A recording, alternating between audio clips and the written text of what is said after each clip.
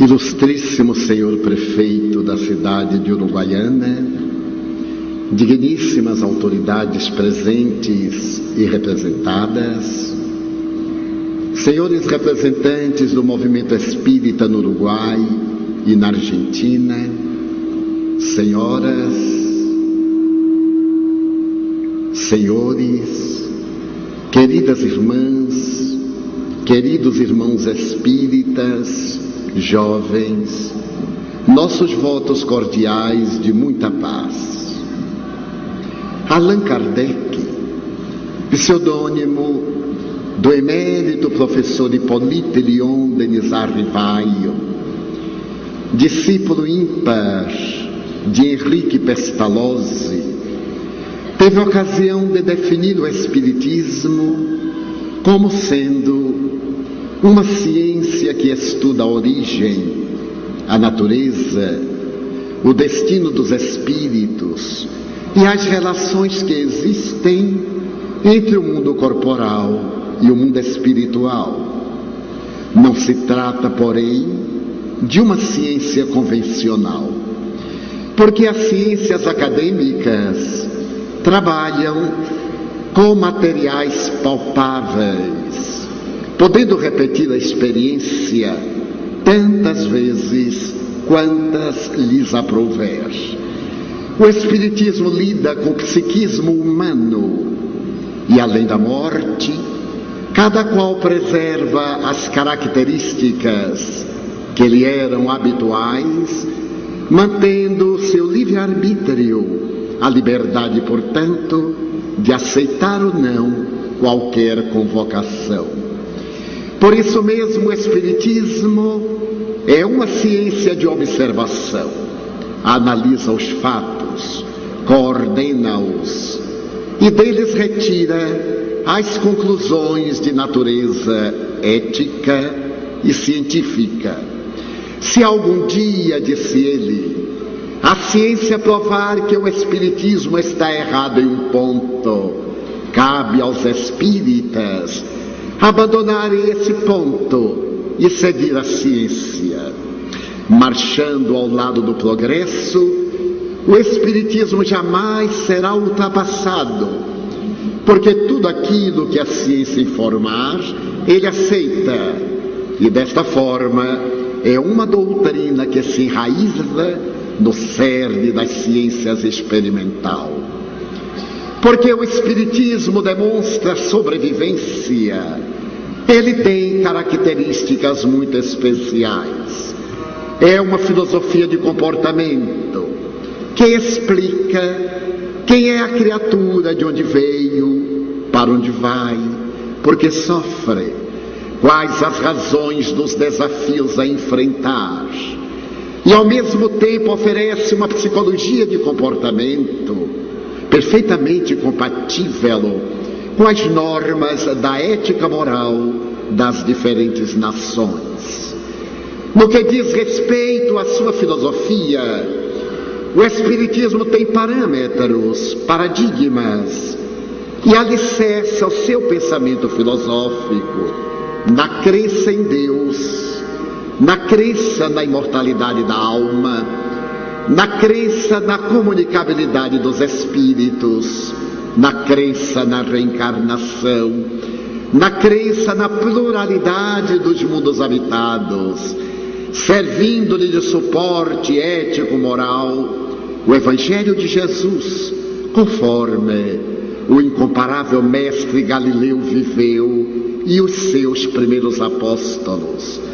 Por consequência, além de ser uma ciência de observação, uma filosofia de comportamento, é também uma doutrina ético-moral de consequências religiosas, procurando restabelecer a pulcritude do Evangelho de Jesus, de maneira que a criatura humana possa iluminar-se interiormente, solucionando os desafios existenciais, enfrentando os problemas e os desaires, com alta resignação e coragem, mediante os quais torna-se portador de saúde integral.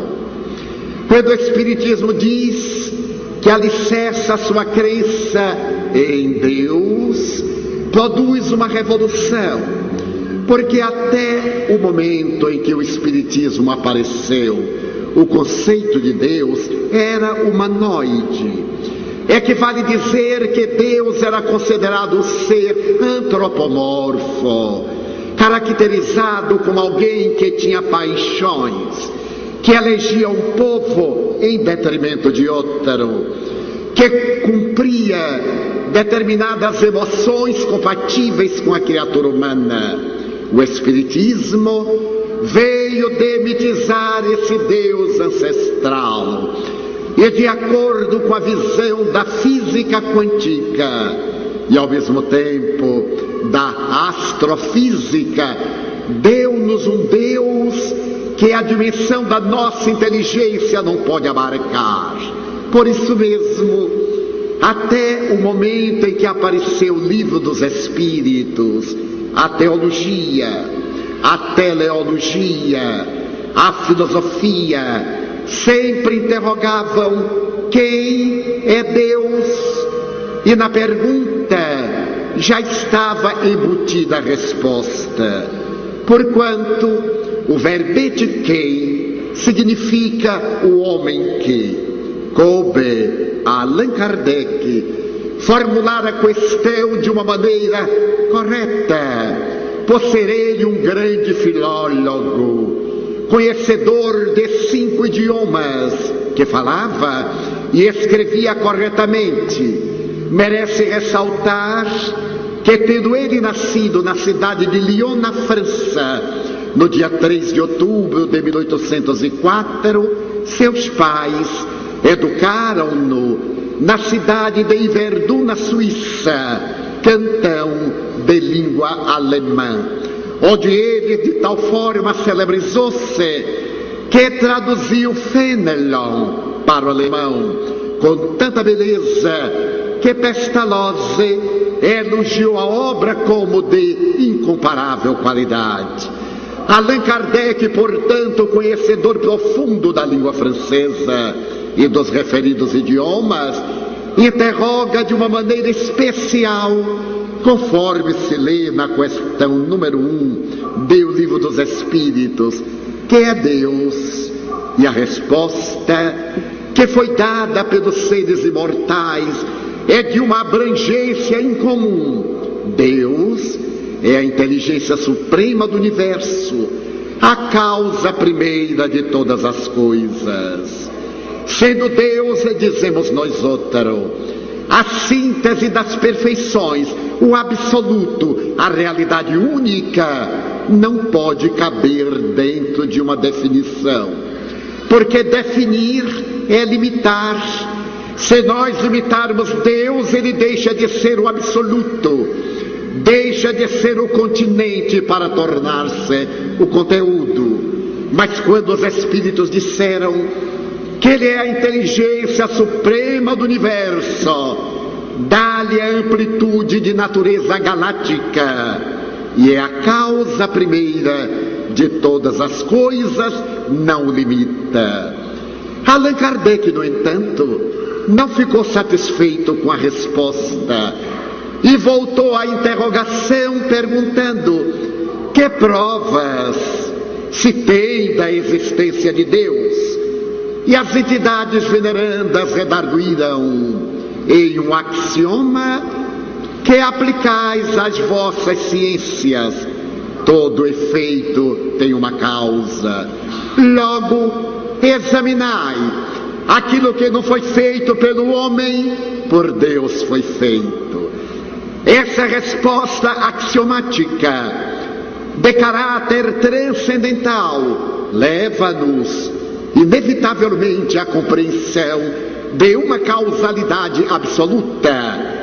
Se todo efeito provém de uma causa, diz a física, todo efeito inteligente provém de uma causa inteligente.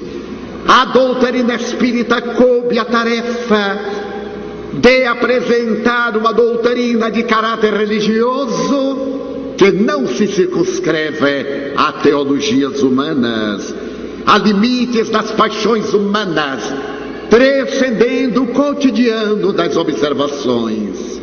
Merece considerar que Sócrates e Platão asseveravam que existe o mundo das ideias. A Terra, no conceito socrático platônico, é o mundo dos efeitos. Por isso mesmo eles afirmavam que existem na criatura humana duas realidades: o não ser, que é a matéria que se aglutina e que se desagrega através do fenômeno biológico da morte, e o ser, que é de natureza transcendental, que vem do mundo das ideias e que depois do fenômeno biológico da morte volta ao mundo das ideias. A filosofia socrático-platônica precede o cristianismo 350 anos aproximadamente, quando vem Jesus e afirma da mesma forma que existe o reino dos céus. A nossa jornada na terra tem como meta alcançar a plenitude, porquanto uma existência, por mais longa que seja, sempre é muito curta depois que passa. A nossa trajetória de natureza material apresenta um instante no qual a energia que nos mantém dilui-se e, advindo a morte ao invés do aniquilamento, liberta a energia que somos a realidade. Allan Kardec então perguntou às entidades venerandas: e que é o espírito?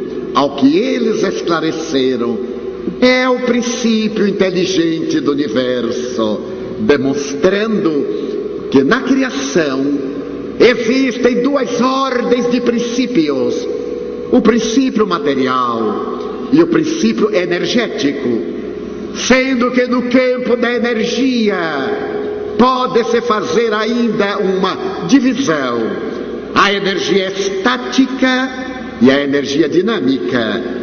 A energia dinâmica é o ser pensante que somos nós, e é comovedor observar-se que aproximadamente 50 anos depois de publicado o Livro dos Espíritos, Albert Einstein, na sua notável teoria da relatividade do tempo e do espaço, terá a ocasião de dizer que a matéria é energia concentrada e a energia é matéria desagregada. Mas Albert Einstein vai mais além. Ele diz que a religião sem a ciência é cega, mas a ciência sem a religião é capenga. O Espiritismo surge como a ciência que vai iluminar a religião através dos fatos, como a religião que vai aquecer a frieza da ciência do laboratório, dando um sentido existencial. Logo, o conceito a respeito de Deus no Espiritismo tem um caráter cósmico, não se limitando a ser apenas aquele criador da tradição bíblica, que se refere à criação do mundo, sintetizada na criação do planeta terrestre. Quando nos recordamos, por exemplo, examinando a nossa Via Láctea numa noite de inverno como esta, e observando as estrelas, todos nós somos tomados de uma grande empatia, e dizemos: eu sou capaz de ver milhões de estrelas, e nos enganamos, porque somente são visíveis a olho nu cerca de 5.000. Equivale dizer que nós somente podemos vê-las em número de 2.500, porque as outras 2.500 estão do outro lado. Se alguém duvida, ao sair daqui, pode tentar contar. Mas se por acaso nós usamos um binóculo poderemos ver 150 mil, se por acaso nos utilizarmos de um pequeno telescópio. Podemos ver 300 mil estrelas. E se usarmos o telescópio de Monte Palomar, na Califórnia, podemos vê-las em número de 30 milhões.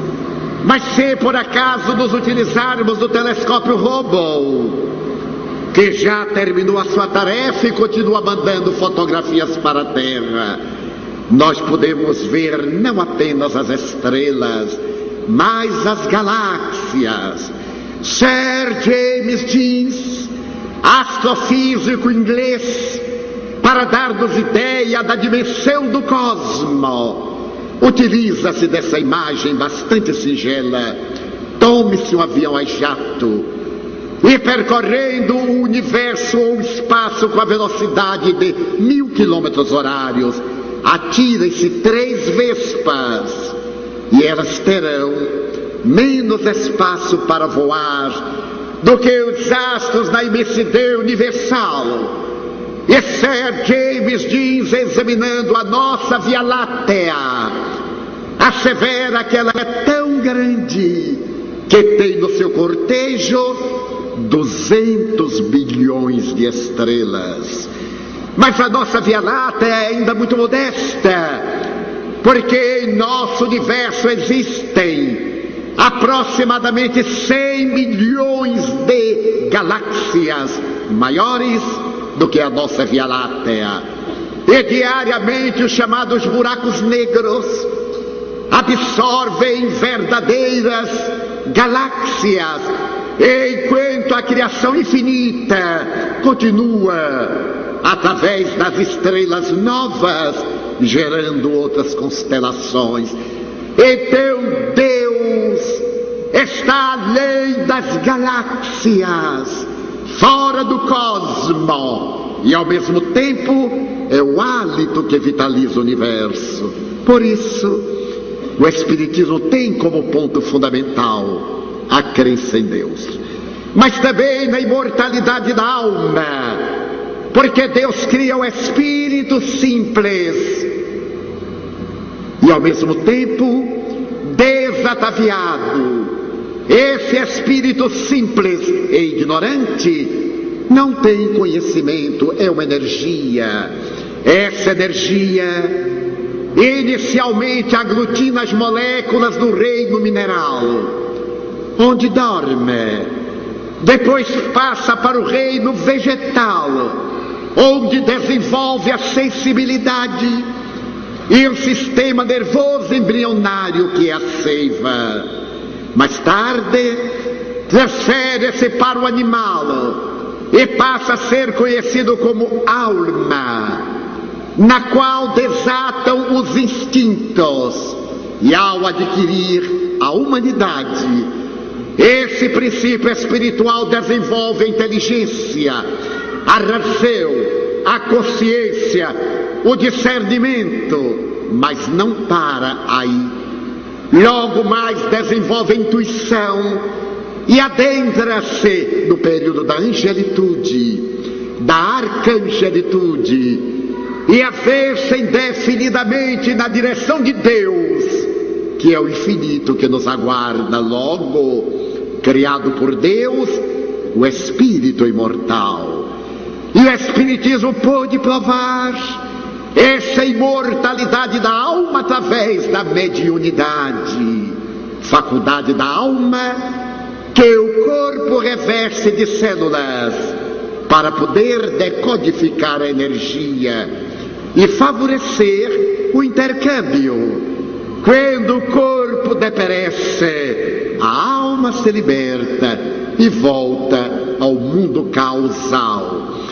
A sua existência na Terra está colocada sob 2 aspectos fundamentais: a fatalidade, o destino, o determinismo na linguagem espírita, e a maneira de atingir a meta, o livre-arbítrio.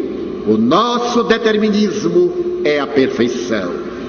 Todos nós atingiremos a plenitude O reino dos céus está ao nosso alcance, e nenhuma das ovelhas que o Pai me confiou, disse Jesus, se perderá, eliminando, portanto, a postura teológica do inferno.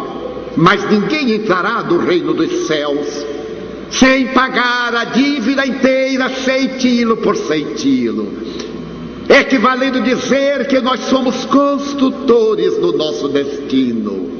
Felicidade, desgraça, são os termos do binômio da vida. Se semearmos a uva, teremos o vinho. Se semearmos o cardo, teremos o espinheiral. Então a divindade concede-nos os recursos hábeis pelo nosso livre-arbítrio. Todos nós, portadores de equilíbrio mental, sabemos o que é certo e o que é errado. É Deus em nós. Os espíritos responderam a Allan Kardec que a lei de Deus está em nossa consciência. O que invariavelmente dizemos, a consciência é o juiz, é o advogado de defesa, mas é também o acusador, é o promotor público. De acordo com a nossa consciência, nossos atos são desencadeadores de experiências por vindouras. E nós, através desses atos, estamos construindo sempre. Quando nos equivocamos, retornamos, reencarnação, para reparar. Então a doutrina espírita tem duas posturas éticas: as provações e as expiações. As provações são testes de resistência moral, seus desafios que deveremos enfrentar como qualquer aluno, para poder demonstrar se conseguiu a aprendizagem escolar, é submetido a exames ou provas. Se por acaso ele se reabilitou, ele vai promovido, ou ele vai reprovado, permanecendo na mesma classe. Mas como não há punição, a divindade dá-lhe uma nova chance. E se ele perde essa chance, ele é obrigado a repetir a experiência. A provação, portanto, faz parte da vida de todos nós. Ninguém na terra que não na tenha. Todos nós somos espíritos em aperfeiçoamento. Uns melhores, outros menos bons. Uns mais adiantados, outros na retaguarda, mas todos no mesmo processo de evolução na direção do infinito. Mas digamos, por exemplo, que a nossa rebeldia, a nossa crueldade conduza-nos a atos arbitrários e hediondos, ao homicídio, a adultério, a infâmia, ao suicídio, a depravação na promiscuidade, a drogadição. Nós desrespeitamos o patrimônio do nosso corpo. Nós agredimos a essência divina que está em nós e reencarnamos-nos numa expiação. São esses fenômenos teratológicos, aqueles que são cegos de nascença, que trazem deformidades de natureza intelectual, a idiotia, que apresentam as deformidades cerebrais, a microcefalia, ao mesmo tempo, aqueles que nascem sem cérebro, os anencéfalos, foram espíritos que agrediram a casa mental através de balas que dispararam no momento de revolta, pelo suicídio, e voltam com os equipamentos arrebentados para poder reorganizar-se. Castigo? Não. Amor. Reeducação. Nós verifiquemos que as nossas leis que são injustas para o criminoso, as penitenciárias que são, ou deveriam ser, de reeducação. Por isso mesmo, na linguagem jurídica, não se diz que ele é homicida, diz que ele é um reeducando. está aprendendo a reeducar-se para ser útil na sociedade. Então nós dispomos da provação e também da expiação. Somente assim se explica a justiça de Deus, que a esse fez idiota, aquele fez autista, a esse fez o intelectual, aquele portador de beleza física e mental, e a esse outro, as anomalias, as deformidades, as degenerescências, porque Deus é Pai de amor. Então o Espiritismo dá-nos uma filosofia ética de justiça. Se nós estamos sofrendo hoje, é relativo, não será absoluto. O sofrimento passa, ele não tem um caráter punitivo, ele tem um caráter de educação, porque aprendemos a obedecer às leis cósmicas e passamos a considerar-nos elementos úteis na construção da sociedade. Sendo imortal o espírito, a doutrina espírita conseguiu a mais notável façanha da filosofia: matou a morte. A morte não existe. A morte é um passaporte que nos leva para outra dimensão.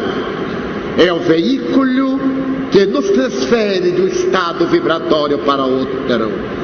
Eu tive a suprema honra de ver desencarnar minha mãe. Ela era uma mulher octogenária, portadora de um humor incomparável. Tornou-se espírita, analfabeta. Eu lia para ela as páginas do Espiritismo. Ela comovia-se até as lágrimas e dizia-me para ler mais e explicar. Quando minha mãe completou 80 anos, ela perguntou-me um dia: meu filho, você poderia aceitar aos dias espirituais se já de eu morrer? E eu lhe disse: mãe, aos 80 anos, é claro que já está perto de morrer. Mas por que a senhora deseja ter essa informação?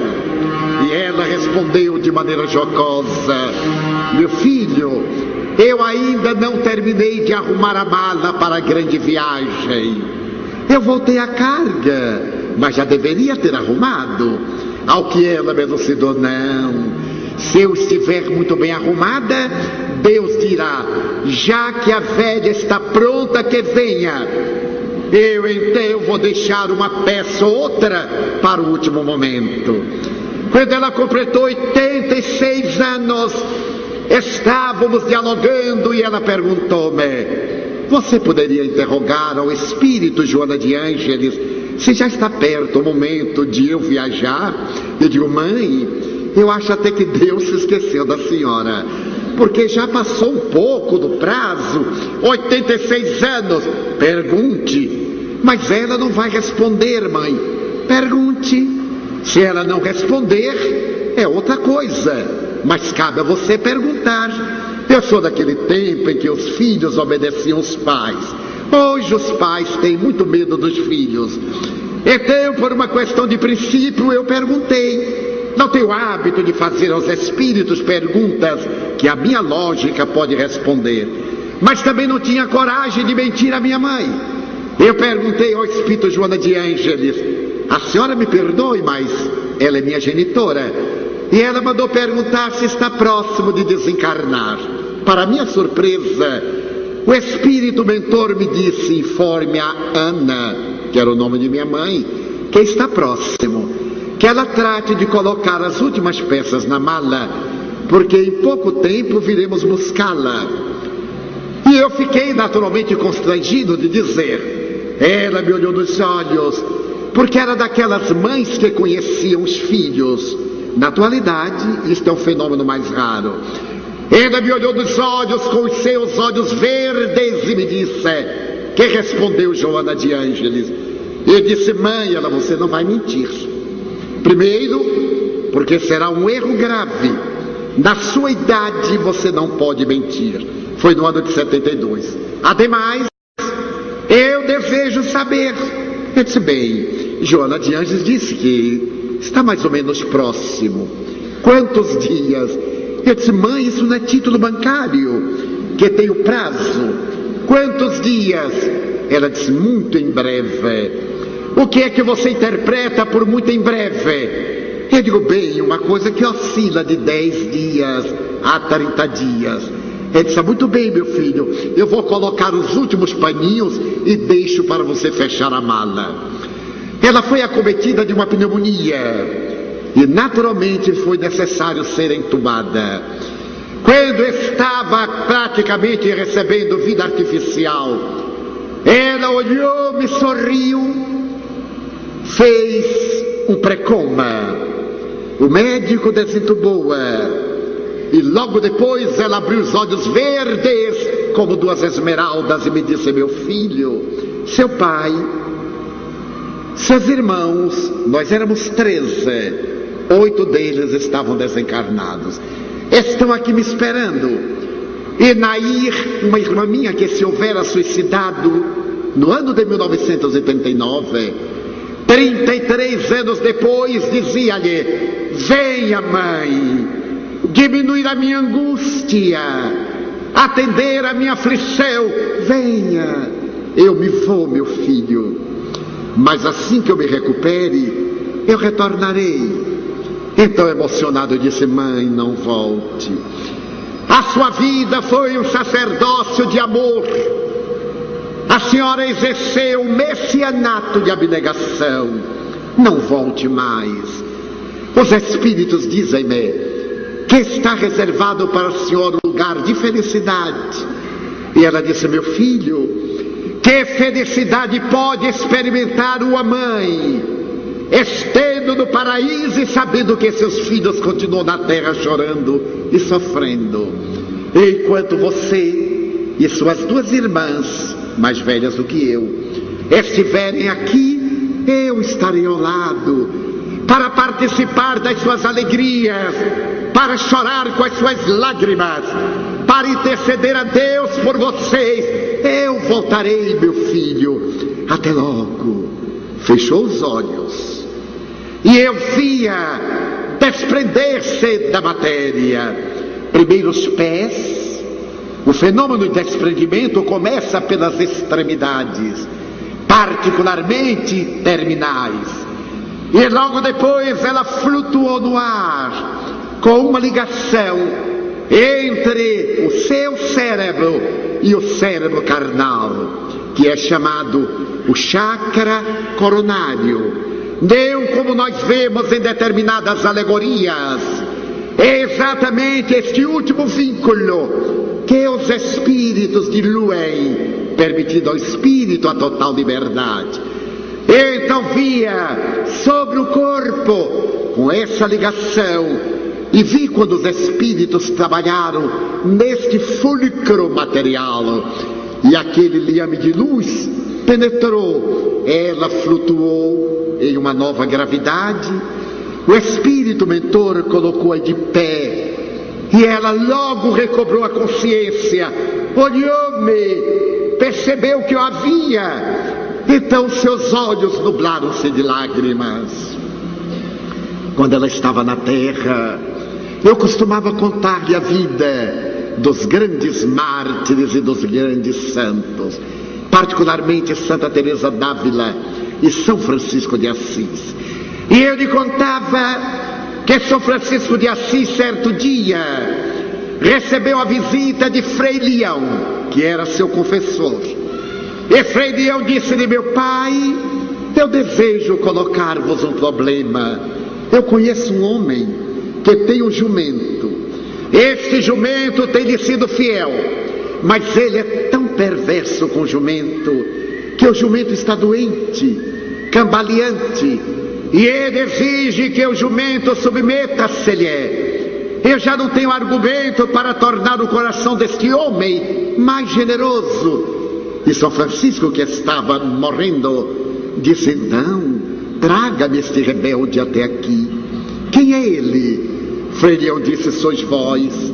Vós tem tendes em vosso corpo o vosso jumento.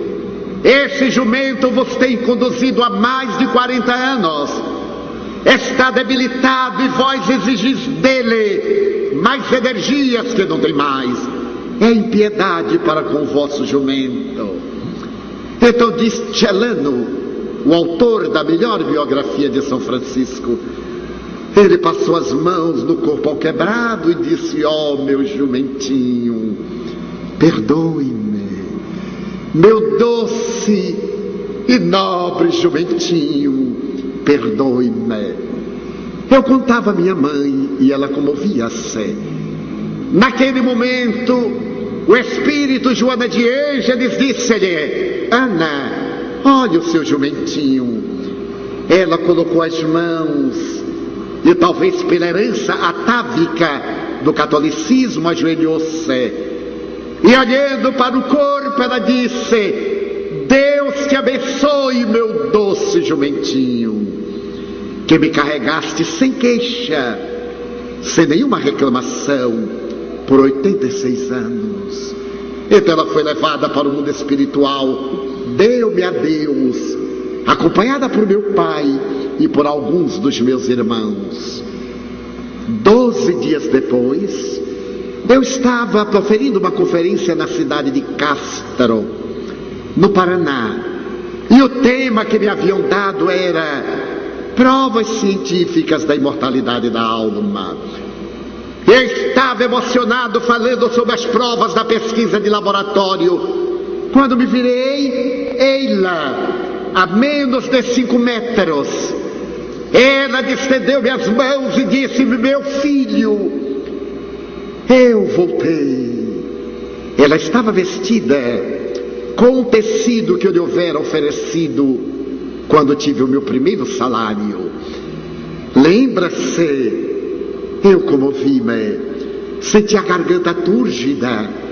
Ela então me disse: fale, meu filho, cante a imortalidade da alma, diga que ninguém morre, a saudade dos seres queridos será preenchida mais tarde no reencontro.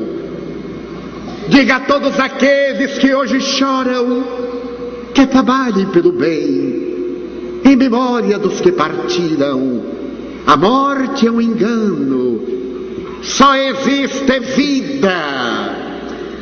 Então a prova da imortalidade da alma deu o Espiritismo, confirmando a ressurreição de Jesus Cristo. Só houve a ressurreição porque houve a morte. Sem a morte não existe a glória solar. É necessário que haja um anoitecer para que a madrugada irise a natureza de luz e de beleza. O terceiro item é a comunicabilidade dos espíritos. Eles sempre comunicaram-se com as criaturas humanas, em todas as épocas, desde as mais recuadas.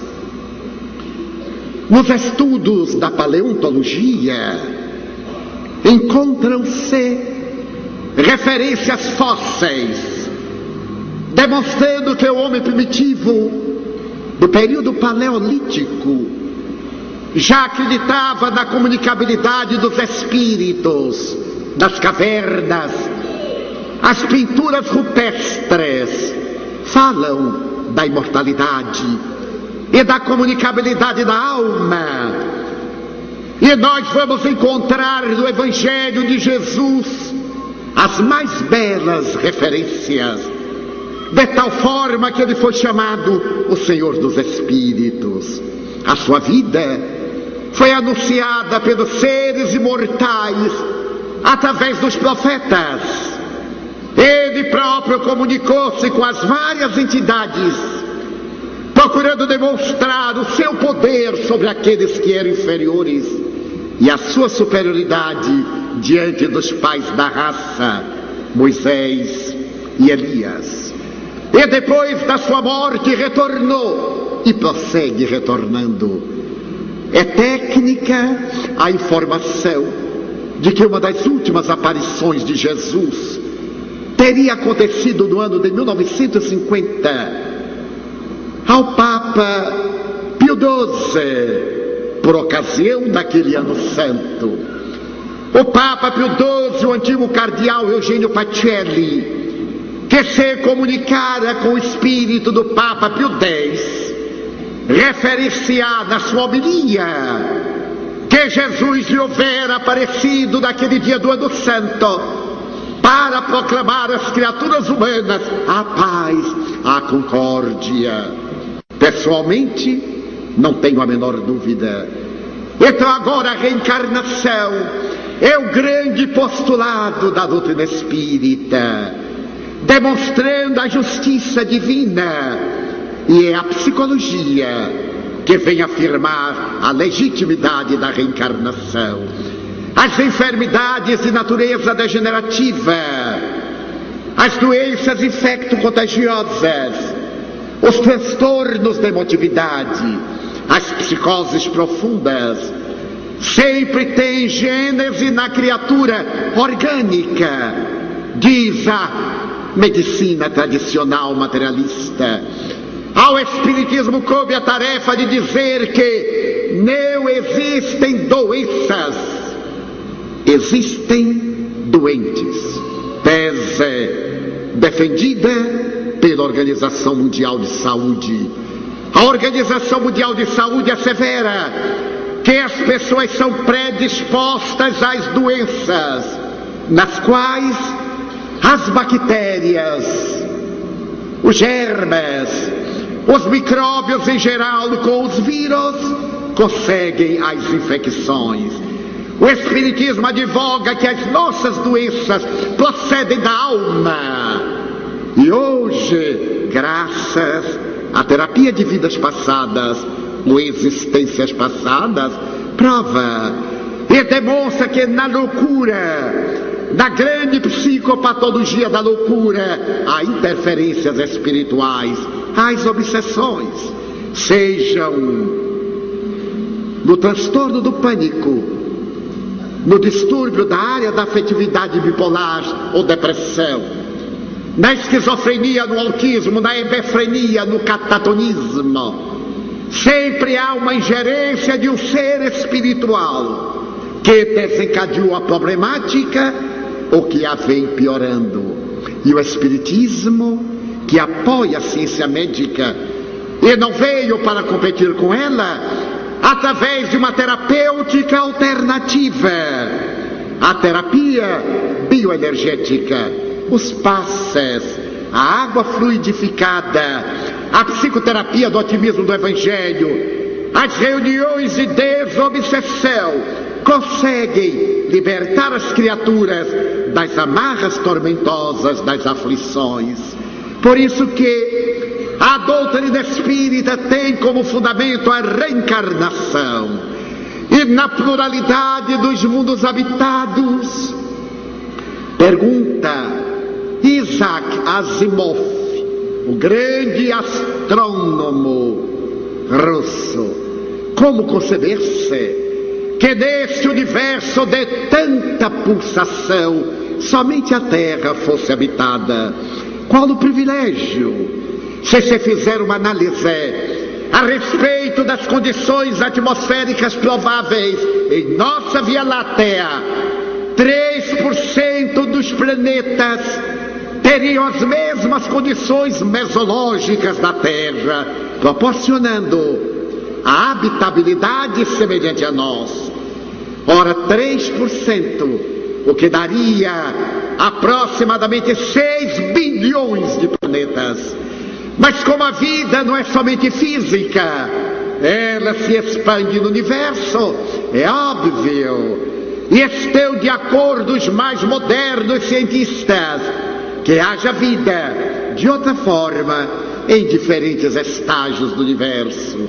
Se por acaso nós não conhecêssemos as brânquias e a traqueia, não poderíamos conceber que houvesse vida subaquática, que houvesse seres que respirassem na intimidade das águas e fora delas, graças a equipamentos especiais, nós que temos apenas a câmara pulmonar. Da mesma forma, de acordo com a constituição de cada astro, haverá vida dentro desses padrões. Por fim, o último item é a crença no Evangelho de Jesus. Jesus, quando se aproximava o fim do seu ministério, viajava na direção de Jerusalém com os companheiros e anunciou que deveria viver agora o momento máximo do holocausto. Então os amigos ficaram assustados e disseram-lhe: Mestre, não nos deixes órfãos. E João Evangelista anotou no capítulo 14, versículos 14, 15, 16, 25, 26: Eu não vos deixarei órfãos, eu rogarei ao meu Pai, e Ele vos enviará o Consolador, o Espírito de verdade, o Paracleto, o advogado, que ficará convosco até a consumpção dos éons. Para nós, esse Paracleto, o Espírito de verdade, este Consolador, são os Espíritos que desceram e revoaram da terra no fim do século XIX, a partir de 1848, na cidade de Hydesville, na América do Norte, quando as irmãs Fox mantiveram contato com o mais além, até aqueles dias monumentais da Europa, na França, quando governava o imperador Napoleão III e a jovem imperatriz espanhola Eugênia, e Allan Kardec publica, a 18 de abril de 1857, o Livro dos Espíritos. Os seres espirituais dizem: vimos como outrora repetir as lições do Senhor. E ainda numa bela página do Espírito de Verdade, ele diz que vem consolar-nos nas aflições. O Consolador chega no momento da grande transição cultural. É curioso notar, meus amigos, que no dia 31 de março de 1848, em Londres, Karl Marx apresenta o seu manifesto comunista. E nesse manifesto comunista, o eminente economista russo propõe o materialismo dialético. Naquela mesma noite na América do Norte, com a diferença de fuso horário de 5 horas, os espíritos vêm dizer que a vida continua, matando o materialismo de Karl Marx. Logo depois, o Espiritismo fala da evolução das espécies.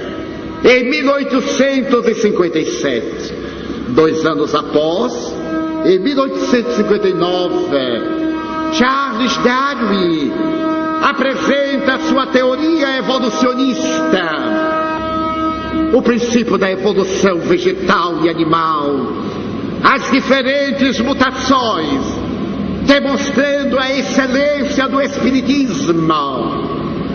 Então o Evangelho de Jesus volta na frase da caridade.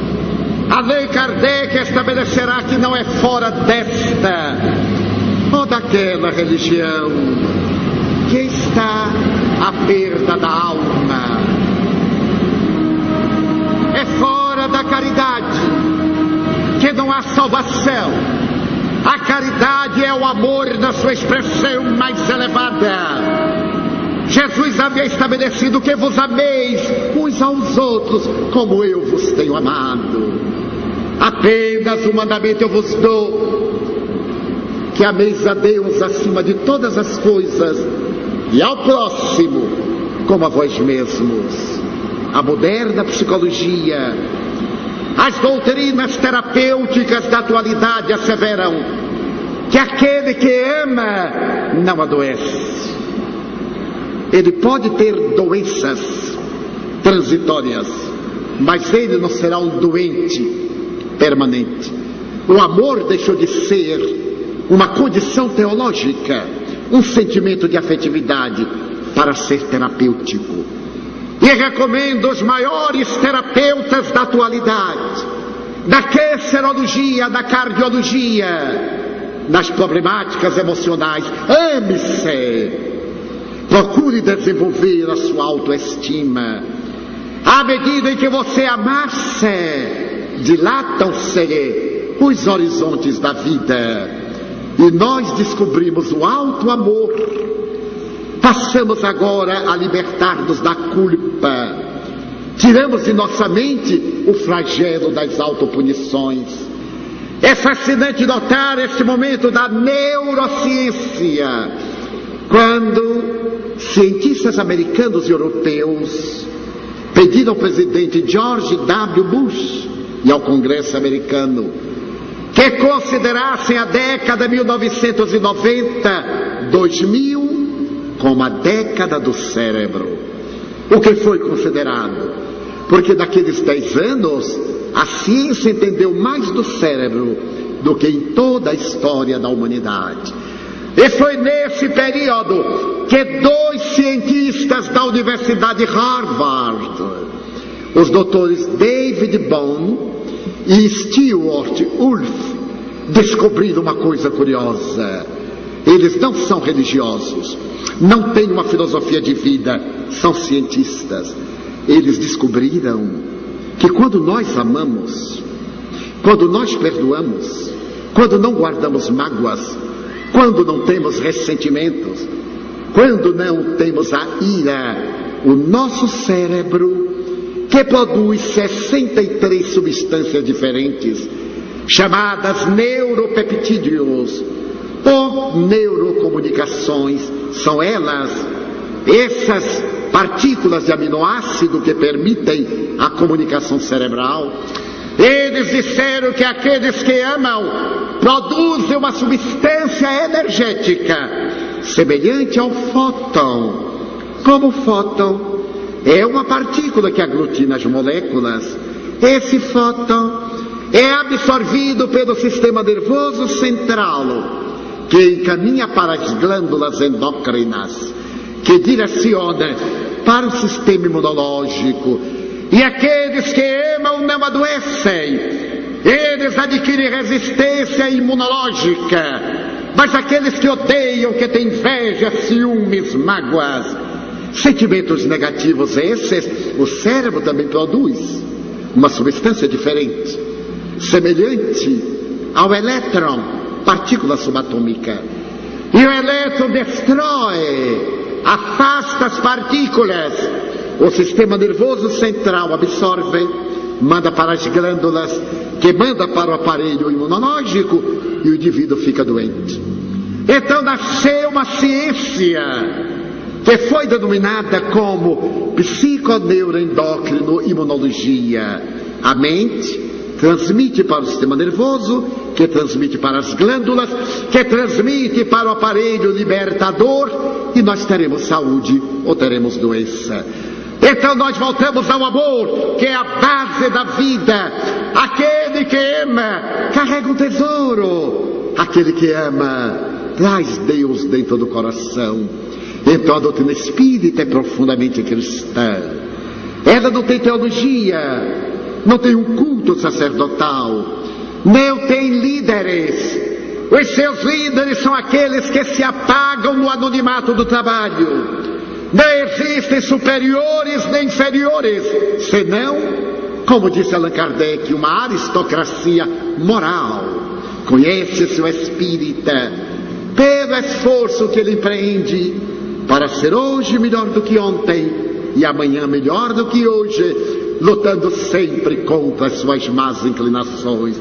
Isto é o Espiritismo, a terceira revelação, a doutrina que um dia vai interferir em todas as religiões, dando-lhes aquilo que lhes falta, sem prejudicar a sua estrutura, ampliando o seu campo de percepção. Qualquer doutrina religiosa diz a alma imortal, e o Espiritismo prova através da comunicabilidade dos espíritos. Aliás, o Papa João Paulo II teve a ocasião de declarar em 1992, na Catedral de São Pedro em Roma, que os espíritos comunicam-se. E o cardeal Concetti, em uma grande entrevista ao jornal da Cúria Metropolitana de Roma, o Observatório Romano, disse: aqueles que recebem os santos, entre aspas, devem ter uma vida pura, nobre, dedicada, para serem dignos de transmitir a mensagem dos mortos. Mas o Papa João Paulo II também fez uma declaração comovedora e espírita, ipsis verbis. Nas minhas prolongadas reflexões, cheguei à constatação que o céu e o inferno não são lugares geográficos, são estados de consciência. O Espiritismo, desde 1865, quando Allan Kardec publicou O Céu e o Inferno, diz: são estados de consciência. A consciência de culpa vive no inferno, a consciência de paz vive no reino dos céus.